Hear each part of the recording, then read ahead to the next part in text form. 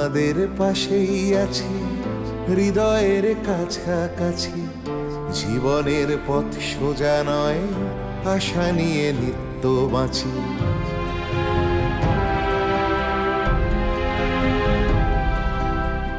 শিক্ষা ছড়িয়ে পড়ুক ভেদাভেদ শূন্য করে, এ বেলা নাই বা জুটুক, ও বেলা জুটতে পারে। বিপ্লব আসছে দেখো নারী, তুমি পিছিয়ে জানি, জ্বলে ওঠো নিজের আলোয়, মুছে দাও দুঃখ গ্লানি। এভাবে আর থেকো না হাহাকার জড়িয়ে বুকে, আমি হাত বাড়িয়ে আছি, সাড়া দাও আমার ডাকে। আমি হাত বাড়িয়ে আছি, সাড়া দাও আমার ডাকে।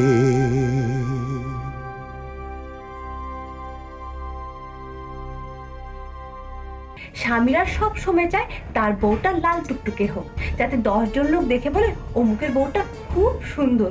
আর তোমার অবস্থা দেখো, তোমার হাত পায়ে কোনো শ্রী নেই। একটি মেয়ে তার স্বামীকে সৎ আর সাহসী দেখতে ভালোবাসে। আপনার সেদিনের চিঠিটা পাওয়ার পর আমিও যে মনে মনে আপনাকে স্বামী বলে মেনে নিতে শুরু করেছিলাম।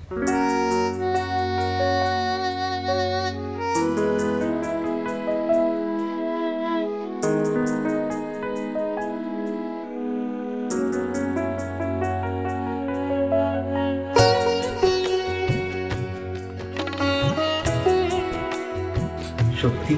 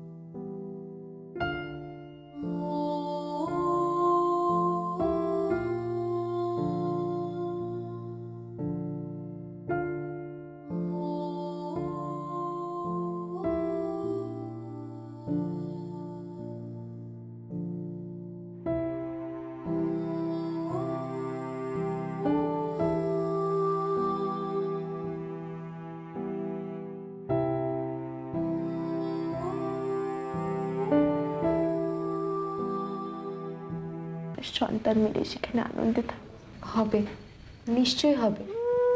তুমি এত তাড়াতাড়ি ভেঙে পড়বে? তোমার গর্ভে যে আছে তার কথা একবারও ভাববে না? ওর জন্যই তো বেঁচে আছি, না হলে কবে। ছি আপা, অমন কথা বলতে নেই। আমার আব্বা বলে আত্মহত্যা করা মহাপাপ, আর মানব জীবন অনেক মূল্যবান। কোনো কিছুর জন্য এই জীবন নষ্ট করা উচিত না। তোমার একটা কথা বলি, যে আসছে সে কিন্তু শুধু তোমার, আর একজন মেয়ের জীবনে মা হওয়ার সবচেয়ে বড় গর্বে। কিন্তু আমার সন্তানও যদি ওর আব্বুর মতো ভীতু হয়, কাপুরুষ হয়, তাহলে? না আপা, যে আসবে সে তোমার জীবনের অন্ধকার দূর করে তোমার জীবনে আশার আলো জাগাবে। তার একগাল হাসিতে তোমার জীবন আনন্দে ভরে উঠবে।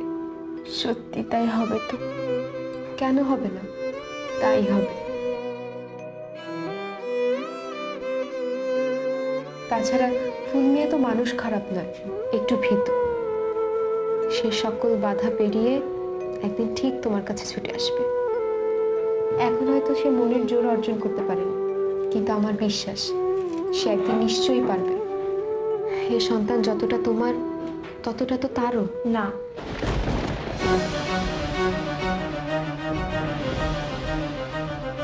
এই সন্তানের প্রতি শুধু আমার অধিকার আছে, ওর বা ওর বাড়ির কারোর কোনো অধিকার নেই। এই সন্তান শুধু আমার। ছি আপা, এমন করে বলো না। একজন স্ত্রীর জীবনে তার স্বামী সবচেয়ে বড় গয়না, আর তাছাড়া একজন সন্তানের কাছে তার পিতার নাম সবচেয়ে মূল্যবান। আমাদের সমাজে পিতা ছাড়া সন্তানকে কি লাঞ্ছনা ভোগ করতে হয় তা কি তুমি জানো না? আর একটা কথা মনে হাত রেখে বলো দেখি, ফুলমিয়া কি কখনোই তোমাকে ভালোবাসেনি? তার সাথে কাটানো কোনো ভালো স্মৃতি তোমার মনে পড়ে না? এসব খারাপ স্মৃতি আঁকড়ে ধরে বেঁচে থাকার চেয়ে ভালো স্মৃতিগুলোকে মনে করে তাকে ক্ষমা করে দেয়াই ভালো। কিন্তু কোনো কিন্তু না। তুমি এত রাত অবধি না খেয়ে থাকলে তোমার গর্ভের সন্তানও তো না খেয়ে থাকে। খাবার নিয়ে আসছি।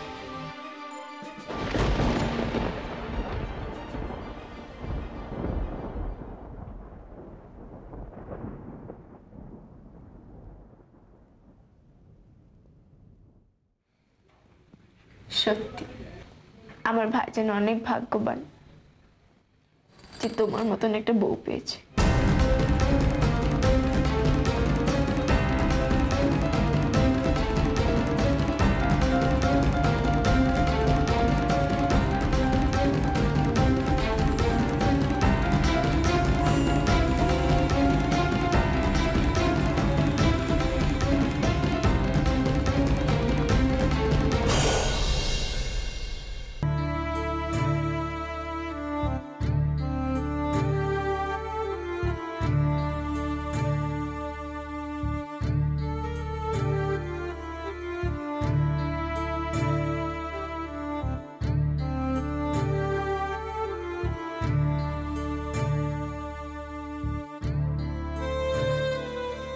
কি গো, চুপচাপ বসে আছো কেন?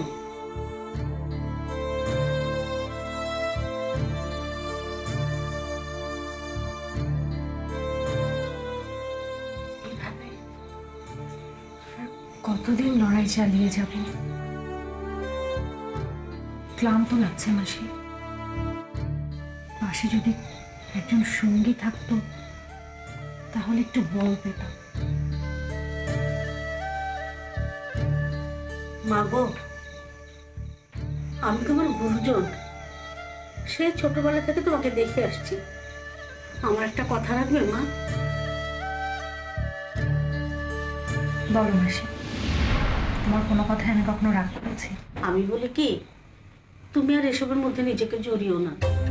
কি দরকার বলো তো? তোমার যদি একটা কিছু হয়ে যায়, আমার কি হবে? ভেবে দেখেছো? ভেবে দেখেছি মাসি। শুধু তোমার কথা নয়, এই দেশের লক্ষ লক্ষ মহিলাদের কথা, যারা অশিক্ষার আগুনে দগ্ধ হচ্ছে, তাদের সবার কথা ভেবেছি। আর তাদের জন্য এই অশান্তিটুকু কেন? এর চেয়ে চরম কোনো অশান্তিও আমি মাথা পেতে সহ্য করতে রাজি আছি। মা গো, তুমি তো জানো মেজমল্লি কত বড় শয়তান।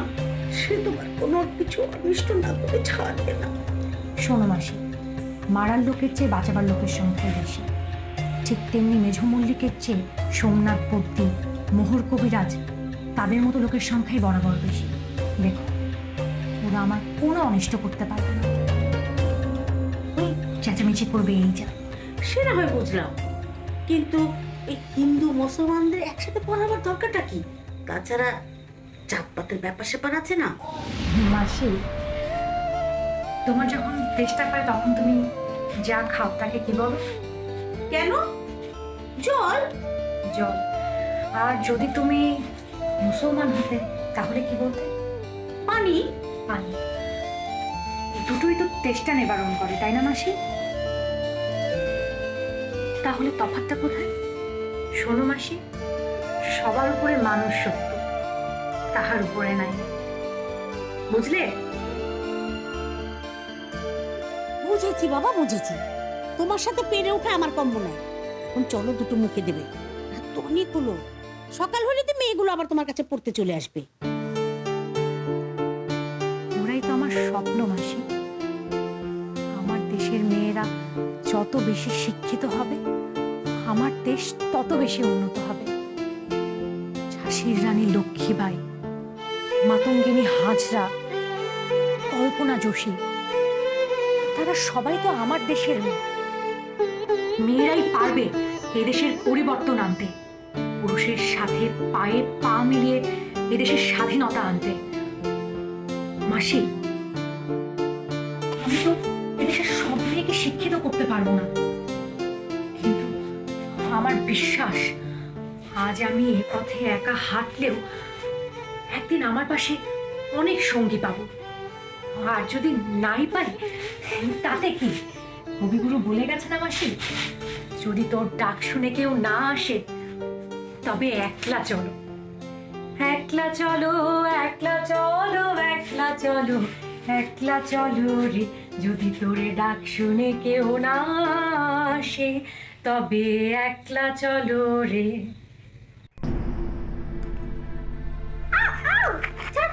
আমি স্কুলে যাইতে তাতে তোর কি? বাচ্চা ছেলে বাচ্চাদের মতো থাক, নিজের পড়ায় মন দে। লেখাপড়া শিখে উল্টে দেবে, করবি তো রান্নার ঘরে কাজ। বেশি বড় বড় কথা বলবি না তো। ওসব লেখাপড়া তোদের কাজ নয়, বুঝলি? ওসব আমাদের জন্য। আমারটা দেখে দেখে সব তো কি, পরীক্ষাতেও তো কম নাম্বার পেয়েছিস। তুই আর কথা বলিস না, ঠিক আছে? যা গরু পালে যে দুধ আনা শেখ ভালো করে। তুই তো বড় হলে দুধ আনা হবি। আমি কি হবো সেটা নিয়ে তোকে ভাবতে হবে না। তবে মনে রাখিস, যে মেয়েরা লেখাপড়া করে তাদের সংসার সুখে রয় না, তাদের বর বেশি দিন বাঁচে না। তোর তো বিয়েই হবে না, আর হলেও তুই বিধবা হবি হবি। কি তো তখন সকাল সকাল কি নিয়ে এত বিপ্লব হচ্ছে তোমাদের? দেখো না বাবা, প্রথম বলে লেখাপড়া করলে নাকি আমার বিয়ে হবে না, আবার আমার স্বামীও মারা যাবে। তাই আব্বা? এসব কথা তোমাকে কে বলেছে তো? লেখাপড়া করা মানে হচ্ছে আল্লাহকে সেবা করা। এখানে ছেলে মেয়ে সবার সমান অধিকার। তুমি যদি বড় হতে চাও, মানুষের মতো মানুষ হতে চাও, দেশকে স্বাধীন করতে চাও, তাহলে তোমাকে লেখাপড়া করতে হবে। অন্যদের কথায় কান দিও না। আর যদি তাই হয় তাহলে আমার আব্বা কেন মরে গেল? কারণ আমার আম্মা লেখাপড়া জানে। অন্তর আব্বার সাথে ফুলমি আর ঝগড়া কেন? কারণ আব্বা লেখাপড়া জানে। এই গ্রামের বেশিরভাগ মেয়েই স্কুলে যায় না, তাহলে কমলা কেন যাবে?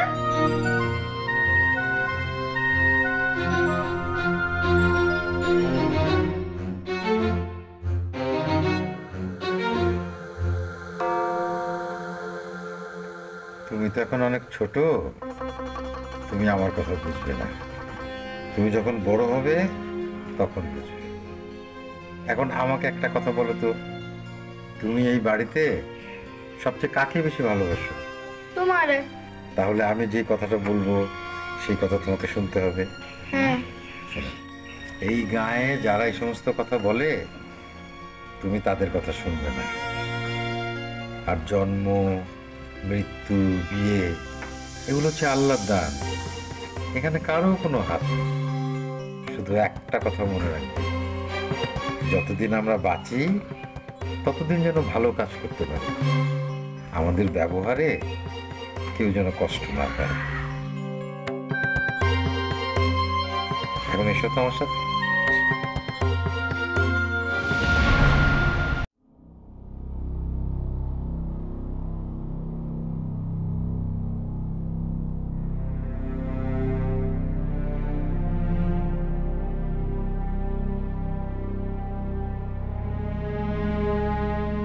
কি হলো, তুমি এই ঘরে? শখ করতে আসেনি, দরকার এসেছি। চিঠি এসেছে তোমার গুণধর জামাইয়ের। বাহ, ভালো তো। তো কি লিখেছে সে? ভালো কথা লিখবে সেই ভাগ্য নিয়ে তো আর জন্মায়নি। হীরা পড়ে বলল সে এখন আসতে পারবে না, তার বাড়িতে নাকি নানা বিষয়ে সবাই অশান্তি করছে এখনো। তবে সে খুব আশা করছে সবকিছু সামলে নিতে পারবে, তারপরে আসবে। দেখা যাক কি হয়। তাকেও তো আমাদের একটু সময় দেওয়া উচিত, তাই না? আমি মরছি আমার জ্বালায়। প্রতিবার একটা করে চিঠি দিয়ে বউয়ের প্রতি দায় সারছে, একবারও আমার মেয়েটার কথা ভাবছে না। আমার মেয়েটা চুপি চুপি চোখের জল ফেলছে। আমি শুধু ভয় করছি কোন সময় পেটের বাচ্চাটার না কোনো ক্ষতি হয়ে যায়। অত ভেবো না, সব ঠিক হয়ে যাবে। মানুষ চিনতে তো আমার ভুল হওয়ার কথা নয়। আর ফুলমিয়ারই বা বয়স কতটুকু? সেও তো একা, বাড়ির সবার সাথে সমঝোতা করে একটু সময় লাগবে। তবে চিঠির কথা তুমি অন্তরাকে বলো না। ওকে একটু খুশিতে রেখো, আনন্দে রেখো।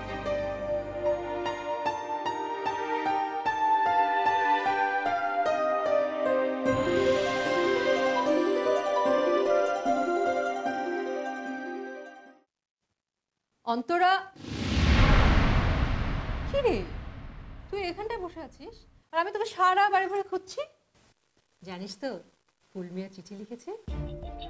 জানিস তুই কেমন আছিস সেটা জানতে চেয়েছে।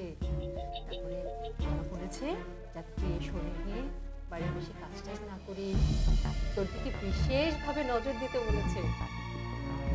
আমাকে নিয়ে যাওয়ার ব্যাপারে কিছু বলবি? তোকে নিয়ে যাওয়ার ব্যাপারে?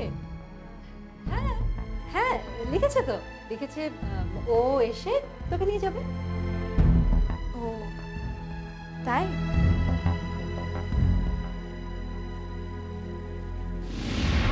আর কিছু মানে? না মানে এই যে কবে পালকি পাঠানো, ও না না, ঘোড়ার গাড়ি, তার সঙ্গে বাদ্যযন্ত্র, এসব। পাগলের মতো তুই এসব কি বলছিস? আমি তোমাকে এটাই বোঝাতে চাইছি যে আমি পাগল নই। তোমরা আমাকে যা বুঝাবে আমি তাই বুঝবো। ছোটবেলা থেকে লেখাপড়া করে অন্তত আমার এতটুকু বুদ্ধি হয়েছে যে কোন মানুষ ঠিক চিঠিতে কি লিখতে পারে সেটা আমি বুঝি। না মানে আসলে হয়েছে কি, আসলে তোমরা আমাকে ছোটবেলায় গল্প শোনাতে না, যে রাজকুমারী ঘরে বন্দি থাকে আর রাজকুমার ঘরের থেকে এসে উদ্ধার করে ঘোড়ার পিঠে চড়িয়ে নিয়ে যায়। আমার রাজকুমার যে মেরুদণ্ডহীন, আর এটাই তোমরা মেনে নিতে পারছো। আমি জানি ফুলমিয়া কি লিখতে পারে। সে নিশ্চয়ই লিখেছে ও আসতে পারবে না এবং আমাকে এখান থেকে নিয়েও যেতে পারবে। তুই বুঝি এ যুগের গণক হয়েছিস না? এতটুকু বোঝার জন্য গণক হওয়ার কোনো প্রয়োজন পড়ে না চাচি। আমি তো লোকটার সঙ্গে এতগুলো দিন সংসার করেছি, তাই আমি জানি সে কতটা উপরে উঠতে পারে আবার কতটা নিচেও নামতে পারে। আর ওর বাড়ির লোকদের উপরে কথা বলার ওর কোনো ক্ষমতা নেই। ওর বাড়ির লোকরা আমাকে পছন্দ করে, আর তাই ওর বাড়ির দরজা আমার জন্য চিরকালে বন্ধ। হ্যাঁ জানি তার শিক্ষা আছে, জ্ঞান আছে, সে সরল, কিন্তু সে একজন মেরুদণ্ড। আর তোমরা তোমাদের মেয়েকে একজন মেরুদণ্ডহীন লোকের সঙ্গে বিয়ে দিয়েছ। অন্তরা, আচ্ছা ফুলমিয়া যে সৎ ভালো মানুষ সেটাও তো তুই জানিস। সৎ আর ভালো মানুষ দিয়ে আমি কি করব?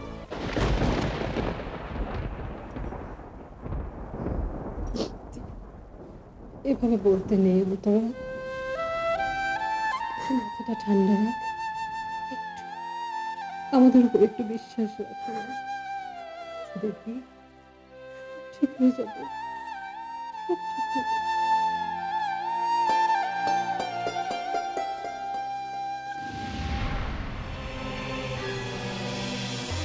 আমাকে কি করতে হবে? ও মা, সেটাও কি আমাকে বলে দিতে হবে বাবা?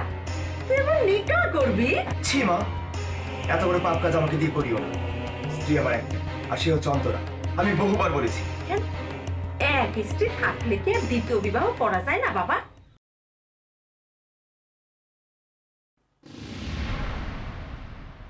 সত্যি কথা বলতে কি কবিরাজ মশাই, এই ব্যবসা তো আমাদের তিন পুরুষের, ইচ্ছে না থাকলেও করতে হয়। ভালো লাগে না মানুষের শখের জিনিস বন্ধক রেখে বিনিময়ে টাকা দিতে। সবাই আমাদেরকে সুদখোর বলে, কিন্তু কি করব বলুন, গরুর যদি ঘাসের সাথেই দুস্তি হয়ে যায় তাহলে ও খাবে কি? না না, এভাবে ভাবছো কেন? তোমাদের এই ব্যবসার কারণে তো বিপদে আপদে কত লোকের উপকারও হয়। আর তোমরা তো তাদের জিনিস একেবারে পুরোপুরি নিয়ে নিচ্ছ না, প্রয়োজন মিটে গেলে তো তারা ফেরত পেয়েই যায়। তাও দেখি কোথায় সই করতে হবে।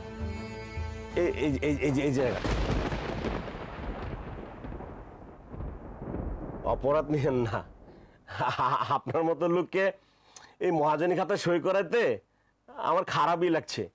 কি করবো বলুন, ব্যবসা একটা নিয়ম কানুন বলে তো কথা। থাক থাক, অত দরদ দেখায় লাভ নাই। তোমরা মাওরা জাত, ওই মরা মানুষের কাছ থেকে টাকা আদায় করে ছাড়ো। এতই যদি দরদ হয় তো কর্তার কাছ থেকে সুদ নিও না। ওই সই সাবুদের দরকার নাই নাকি? কর্তার উপর তোমার সন্দেহ আছে, কর্তা তোমার টাকা মাইরা দিবে নাকি? চুপ করতো, তুই বড় বেশি কথা বলিস। বাদ দেন তো, এসব শুনে আমাদের অভ্যাস আছে। মোহন ভাবছে সবগুলোই ওর মাছের ক্ষুদ্র ব্যবসার মতো, কিন্তু আমারও যে কারো কাছে উত্তর দিতে হয় ওটা ওর জানা নেই। হ্যাঁ, এই দায়বদ্ধতা সত্যিই বড় দায়। কিন্তু আমার কথাই ধরো না, আমার দুই ছেলে লেখাপড়া করে শহরে চাকরি করছে, তারপরে নোমানটার জন্য আমার বড় ছিল। দিন দিন শহরে থাকা, লেখাপড়ার খরচ বেড়েই যাচ্ছে। এই যে এখন পোস্ট অফিসে যেতে হবে, সময় মতো টাকাটা পাঠাতে হবে, বুঝতে পেরেছ? আর বাড়ি ভর্তি এতগুলো ছেলে মেয়ে, সবাইকে তো সময় মতো লেখাপড়াটা করাতে হবে। সেই ছোটবেলা থেকে দেখে এসেছি আপনি শুধু নিজের জন্য না, সারা গায়ের মানুষের কথা ভাবেন। এই গ্রামে যতটুকু উন্নতি হয়েছে তা তো আপনি আর সোমনাথ বৌদ্ধের মতো দু চারজনের জন্যই। না হলে যে গ্রামে মেজু মল্লিকের মতো হারামি লোক আছে সেখানে কি ভালো কিছু হতো? আপনি বলুন, পোস্ট অফিস করার সময় কত বাধাই না এসেছে, তখন যদি আপনি আর বৌদ্ধ রুখে না দাঁড়াতেন তাহলে তো আজকে মাইলের পর মাইল হেঁটে রোদে পুড়ে জলে ভেজে টাকা পৌঁছে দিতে হতো। হ্যাঁ, গায়ের লোকজনদের জন্য আরো অনেক কাজ করতে হবে। তোমরা পাশে আছো সেই ভরসাতেই আছি। আরো অনেক কথা আছে এইসব নিয়ে, পরে একদিন বলবো। দাও টাকাটা দাও, না হলে ওদিকটা আবার দেরি হয়ে যাবে। টাকাটা গুনেই রেখেছি। আচ্ছা আচ্ছা আচ্ছা, ঠিক আছে, চলে মোহন। ঠিক আছে কর্তা। আচ্ছা।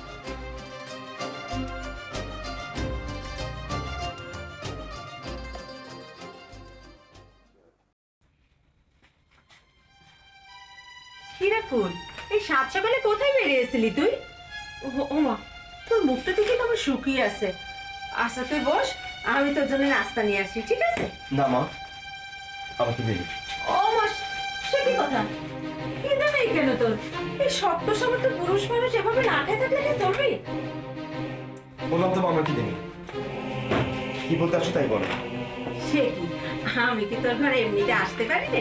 পারবে না কেন? অবশ্যই পারবে। আমি শুধু জিজ্ঞেস করেছি কারণটা কি তাই বল। তাই বল। শোন, তোর বাবা না পাশের গ্রাম থেকে তোর জন্য একটা ভারী সুন্দর মেয়ে দেখে এসেছে। মেয়েটা বসে লেখাপড়া জানে না, তাতে কি হয়েছে? মেয়েটা হাতের কাজ জানে, রান্না বান্না সব কিছু জানে। তাছাড়া ও বাড়ির লোকজন তোর নামে 50 বিঘা জমি লিখে দিবে, উপরন্ত মেয়েকে গা ভর্তি গহনা দিয়ে দিবে। আমাকে কি করতে হবে? ও মা, সেটাও কি আমাকে বলে দিতে হবে বাবা? তুই আমার নিকা করবি? ছি মা, এত বড় পাপ কাজ আমাকে দিয়ে করিও না। স্ত্রী আমার একটা, আর সে হচ্ছে অন্তরা। আমি বহুবার বলেছি। এক স্ত্রী থাকলে কি আর দ্বিতীয় বিবাহ করা যায় না বাবা? তাছাড়া অন্তরাকে আমরা ঘরে তুলবো না। ওই মেয়ে শিক্ষিত বলে যা ডাকবো কথায় কথায় চেটাং উত্তর দেয়।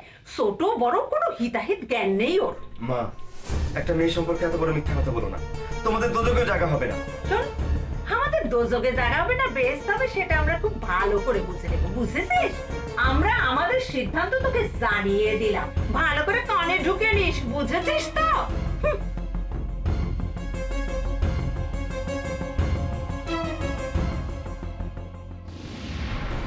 আপনি যে বললেন না স্বপ্ন পূরণের কথা, তার জন্য স্বর্গ বা ভেস্তের প্রয়োজন হবে না। আমরা আমাদের সকল ইচ্ছাই গ্রামে পূর্ণ করব।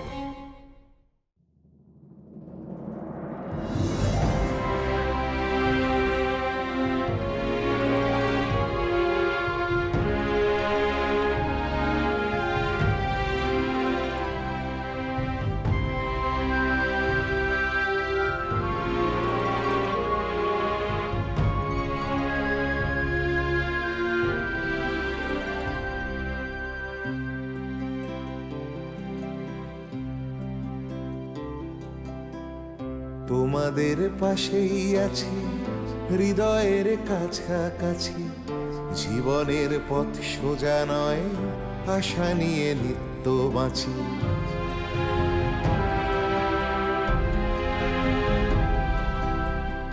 তোমাদের পাশেই আছি হৃদয়ের কাছাকাছি, জীবনের পথ সোজা নয়, আশা নিয়ে নিত্য বাঁচি।